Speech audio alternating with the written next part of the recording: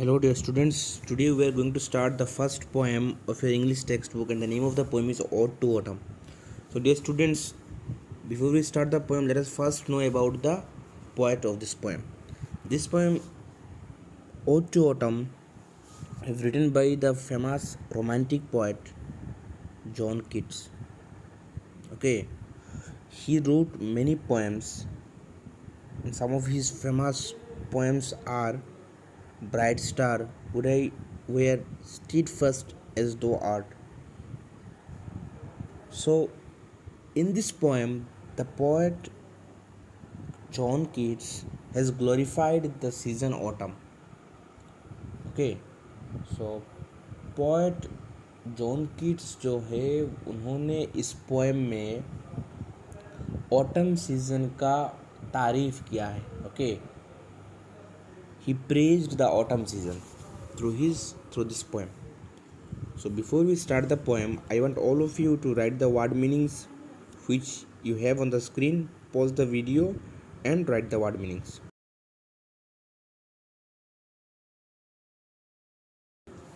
So let us begin the poem.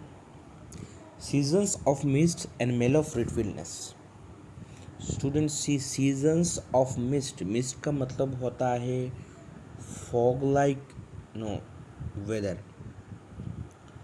So what we see in the winter season, we see everywhere there is fog. We can't able to see any things or any object that is far from us. Okay, so mist का मतलब होता है a light rain और a collection of very small drops of water in the air that is like a fog. Fog की तरह air में छोटे छोटे पानी के बूंदों को हम मिस्ट कहते हैं. तो सीजन्स ऑफ मिस्ट एंड मेलो फ्रूटफुलनेस. मेलो फ्रूटफुलनेस का मतलब होता है पके हुए फलों का.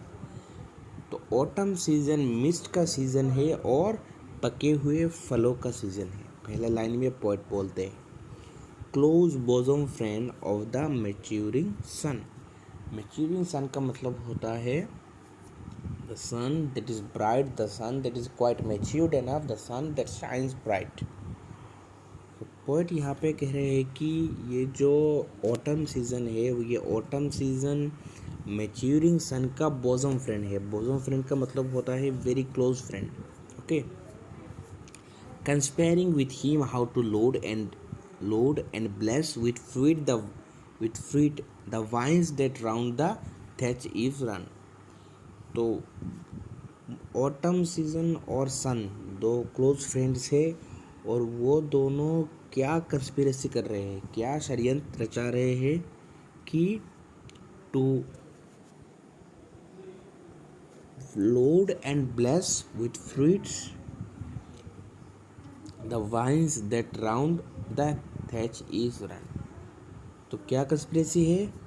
To load and bless.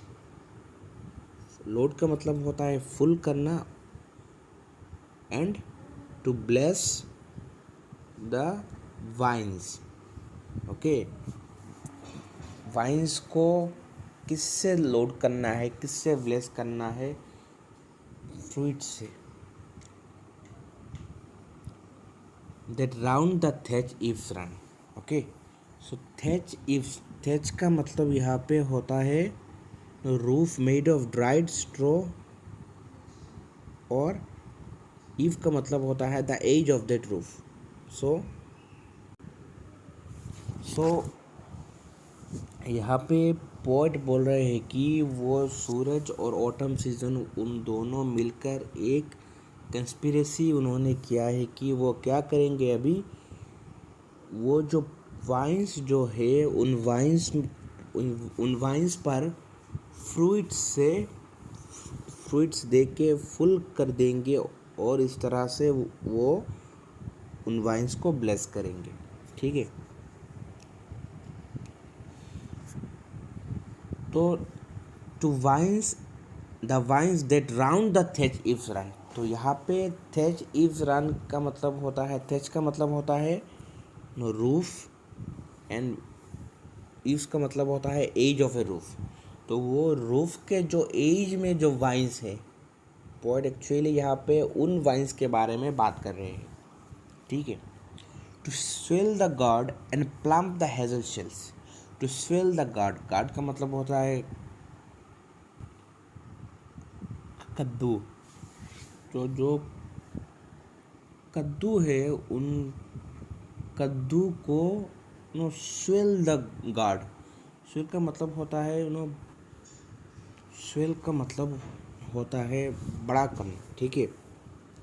तो वो जो जो कद्दू जो है उन कद्दू को उस सीजन और सन के दोनों के ब्लेसिंग्स के साथ वो फूल के बड़ा हो जाए, और and plump the hazel shells, जो हेजल नट का जो शेल है उस शेल तक अंदर का फ्रूट बड़ा होके आ जाए। And a sweet kernel to set budding more. तो and with sweet kernel, okay. Kernel का मतलब होता है जो नट का अंदर का जो इडेबल पार्ट है जो हम खाते हैं, ठीक है। तो उस पार्ट को हम कर्नल बोलते हैं। तो एक पोएट क्या कहते हैं, and plum the hazel shells with a sweet kernel. तो हेजल का जो शेल है उसके अंदर का जो उसके अंदर का जो स्पेस है उस स्पेस को किस चीज़ में भर दिया जाए, उस स्पेस को जो ईडेबल पार्ट है जो हम खाते हैं उसी चीज़ से फुल कर दिया जाए, ओके। तो अभी to set budding more and still more later flowers for the बीज।